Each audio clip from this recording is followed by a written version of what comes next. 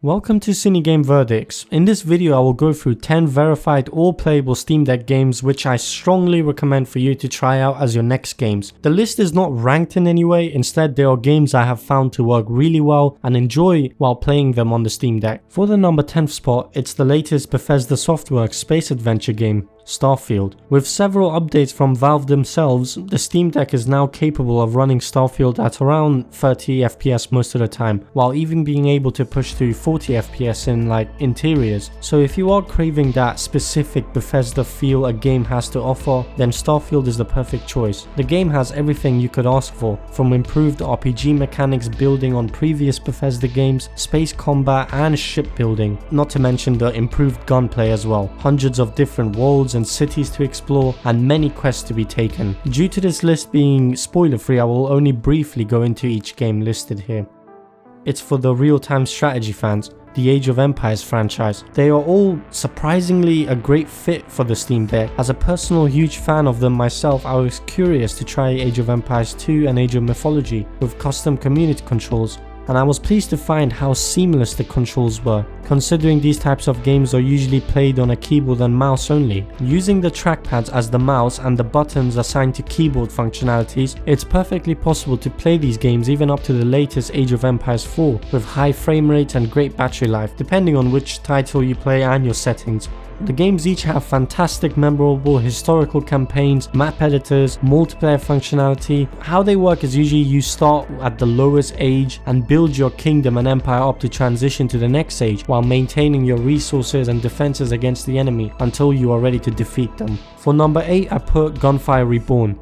A very fun roguelike shooter that is fast paced, easy to pick up but hard to master. There is a variety of characters to choose from, weapons and abilities to unlock, also upgrade as you move through the increasingly challenging levels of enemies and stages. If you die in the game, the progress is reset to the start, but you do keep your soul essence that you collected to upgrade your character and any other special unlocks by defeating elite bosses. This makes for an addicting fast paced game for the Steam Deck. Its performance is perfect, 60 FPS at high settings and a great battery life also. For number 7, I put Fallout 4, which is also a Bethesda Softworks game that is set in a post-nuclear apocalyptic world. It unfortunately has toned down RPG mechanics from previous Fallout games, but it makes up for it with some of the best gunplay and gameplay in the franchise. So if a more Skyrim-esque Fallout is your style, where it's more fast-paced and a bit simplified in some areas, then it's a perfect starting point to the Fallout franchise in my opinion, as that's how I discovered and got into the Fallout games like New Vegas and 3. There is also easy access to mod support from the main menu itself,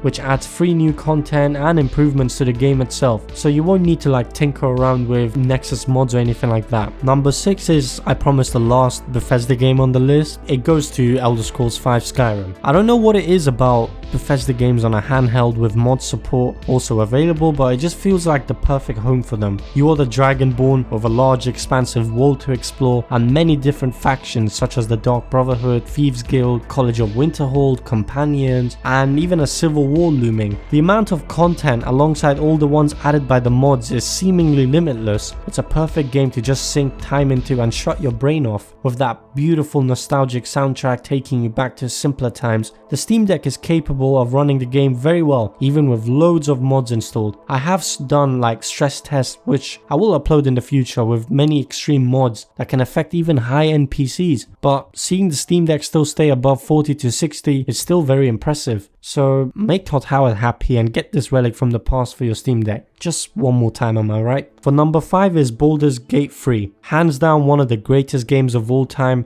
and it's not even made by a AAA company. It sets standards for the industry as a whole on how RPGs are made, released completed and not unfinished. The game is verified on the Steam Deck and the developers deserve every bit of recognition and sales the game has made. There is loads of charismatic characters to meet, romance and get well written quests from. With a turn-based style combat implemented, it's perfectly at home on the handheld Steam Deck, but it's a little difficult to read on the small screen sometimes, and FPS I found can stutter here and there, but these minor issues I experienced aside, I found the game to be perfectly suitable and deserving of the verified tag. Number 4 is the entire Batman Arkham franchise. Just recently, Batman Arkham Knight also became verified for the Steam Deck, so you can get the entire franchise including Arkham Origins When Arkham Asylum released back in 2008, it set an industry standard on how superhero games should be made, and also inspiring many other games to implement its amazing free-flow combat. You can find the entire franchise for cheap deals nowadays by getting the Game of the Year editions, giving you access to all the DLCs, suits and graphical upgrades. I found the games to run very smoothly with no issues on my Steam Deck. Even Arkham Knight, the most graphically impressive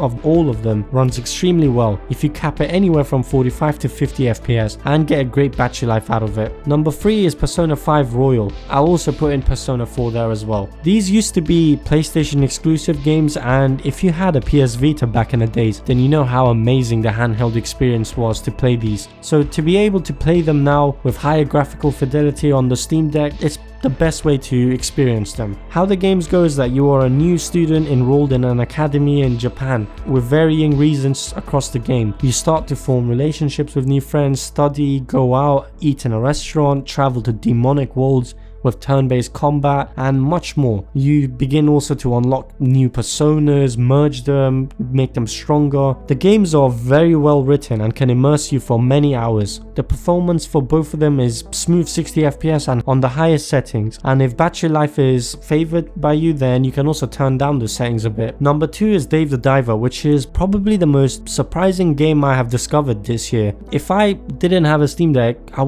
don't usually play games like this, but I gave it a try and I'm absolutely in love with it. So if you are looking for like a diving fishing game while also running a sushi restaurant and racing seahorses and many other mini games thrown in there, then well, what can I say, this game is what you are waiting for. The main character Dave is very lovable alongside each of the other unique characters you will meet with their own like little quirks. This game feels like several fleshed out games in one, making the chances of it getting repetitive or boring very low. And due to its simple but beautiful art design, it runs very well on the Steam Deck without consuming all the battery life immediately. And number 1 is Project Zomboy. It is an open world survival horror isometric game where you choose to create a character at the start with varying levels of stats, strengths and weaknesses, then plopped into a world overrun with the undead. However, what makes this game stand out from the rest of the hundreds of zombie games out there, it's the sheer replayability of it. Each run will be different and extremely difficult. You will find yourself discovering new ways to survive and new ways to get yourself in a position where you are torn apart by zombies. Depending on your chosen character, you will need to read to learn new skills, watch TV for entertainment so your character doesn't get bored to death, or explore the variety of activities out there in the world while having that fear crawling in the back of your mind. The tutorial does teach you the basics of the vast number of things you can do in the game, but your main goal is to survive as long as possible through any means necessary. One time, my character, who was a hoarder, decided it was smart to hoard everything inside a store, when suddenly all the glasses and windows started breaking.